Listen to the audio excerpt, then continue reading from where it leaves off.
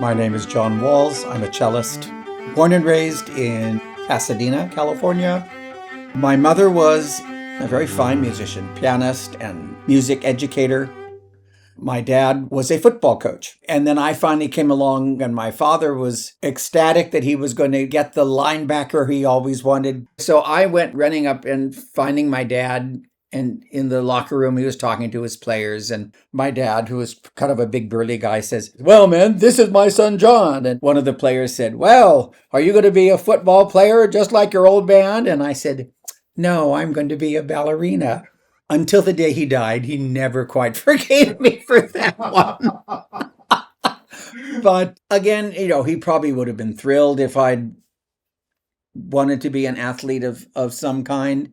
But he used to carry around my newspaper clippings in his wallet and show his friends and things. So he was proud of me very much. From the time I was a child, I was more comfortable around men and around other boys, and never had any interest in girls at all, ever. Gold standard gay. The only vagina I've ever been in contact with was when I was born, So I remember when I was like 12, I used to just watch Wild Wild West and pray it would be an episode where Robert Conrad took his shirt off. Of course, this was maybe slightly later, but I was thrilled when Play Girl finally came out. I think I actually still have a few of those. I've always said, I was out in high school. All my friends at Blair High, they all knew I was gay. I wasn't sexually active yet. That came a little bit later. I was kind of shy, and I was also incredibly focused on my music. So finding somebody else and, dating was simply not on my radar. I also tended to be kind of heavy when I was young, and so I never felt attractive. I was much more outgoing and as a performer, but in my own personal life, I was very guarded. I probably still tend to be a little bit guarded. It's funny, we never talked about it. I never had the big sit down, and I think my parents knew, my sisters knew, I knew. It was just who I was. I remember having one friend in youth orchestra, was a flutist, who had kind of had a crush on me, and and she used to flirt with me a lot, and one time she did kiss me, and it was, I can't say it was like unpleasant, but I said, this is not who I am.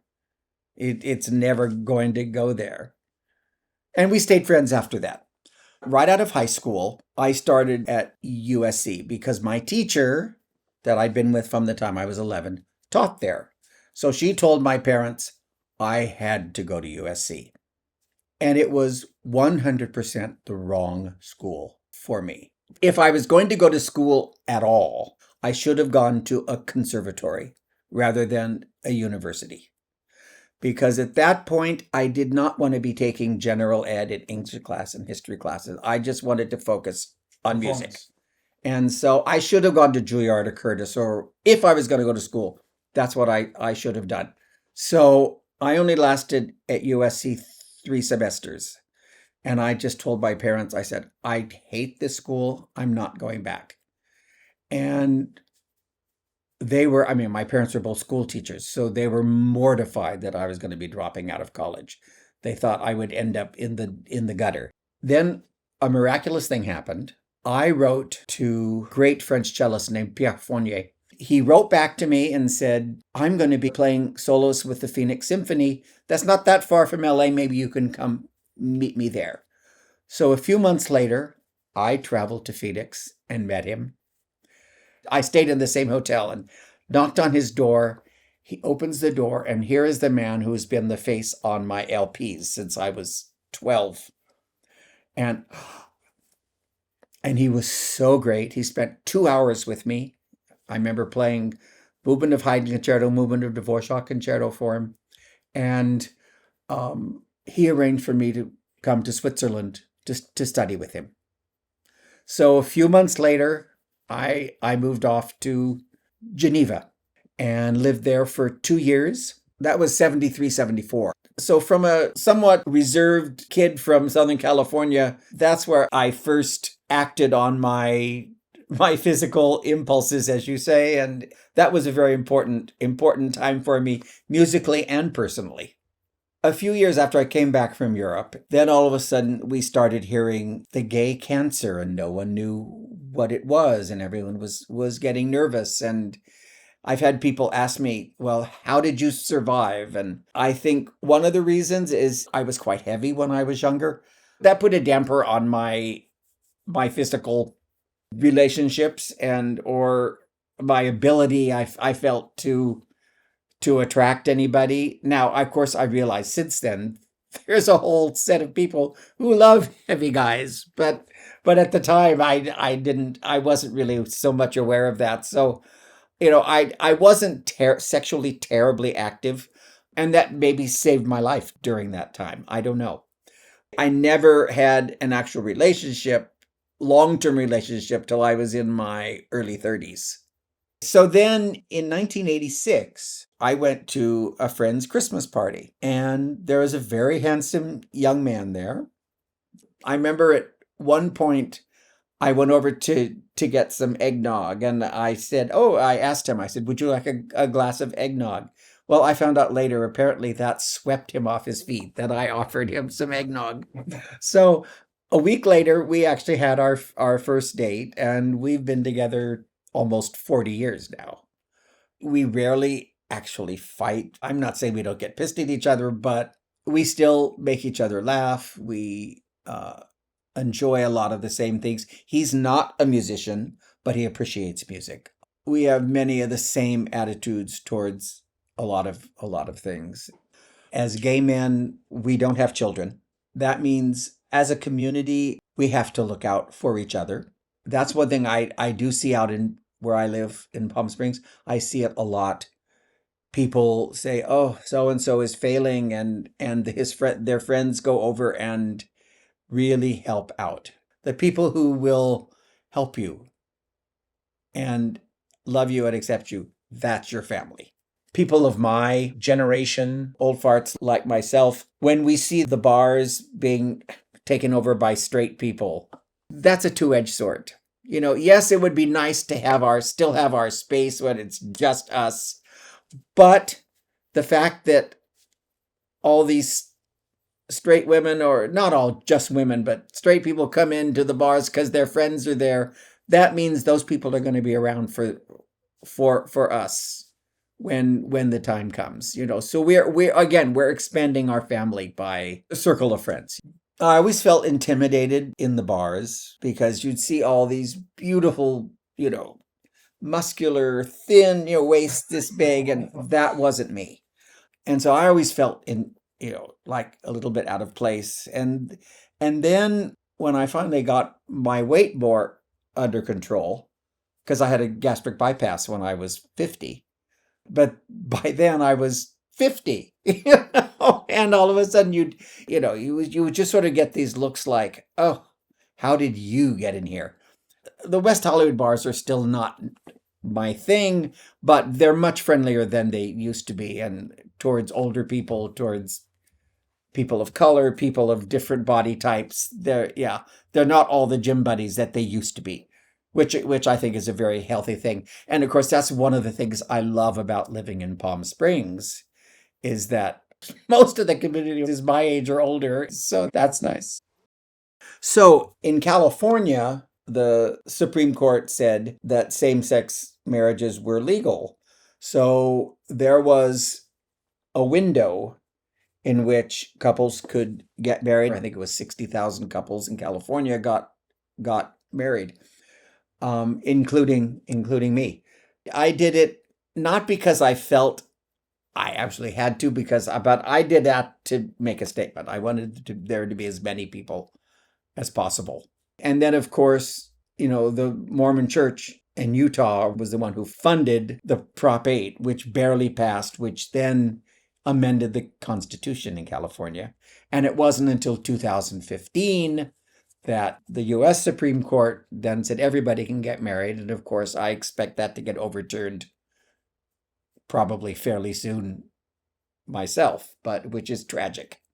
But before that, we had to register as a domestic partnership so that my partner was covered through my health insurance. But then later on, the motion picture industry actually dumped the studio musicians from their health insurance. So we as an industry had to go with another coverage. And I went from basically paying virtually nothing for a PPO for the two of us to, I think, something like $2,000 a month to cover us both. Wow. And he will be 65 this month. So last month was I've been paying $1,700 a month. I mean, I've been on Medicare now for 7 years, but for those last 7 years, I've been paying $1,700 a month for his health insurance. So finally, this month, he'll be on Medicare as well. I've been fortunate enough to have done a tremendous amount of solo work with 300 orchestras. I've traveled the world over. I have a trio that has performed 1,400 concerts over the last 35 years. And I've done film scores. I played on Titanic, Little Mermaid, Back to the Future, Indiana Jones, Schindler's List.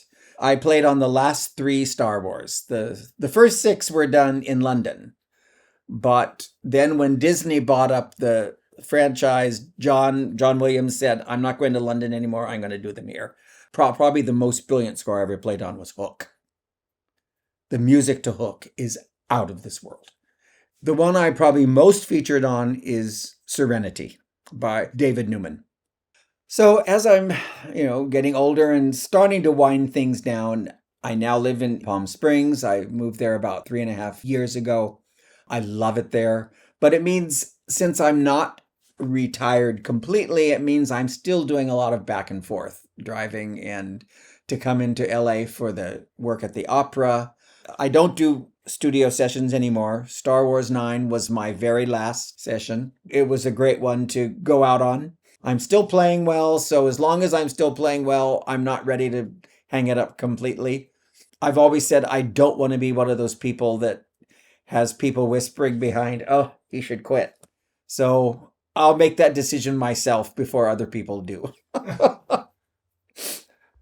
I wish I had bought in Palm Springs about 6 or 7 years ago. It was during the pandemic that when everyone was shut down, people were selling their homes in Seattle and San Francisco and LA and high real estate markets and saying, I can work from home now. And they're moving and snatching up property in Palm Springs, and it shot the values through the roof compared to what it had been.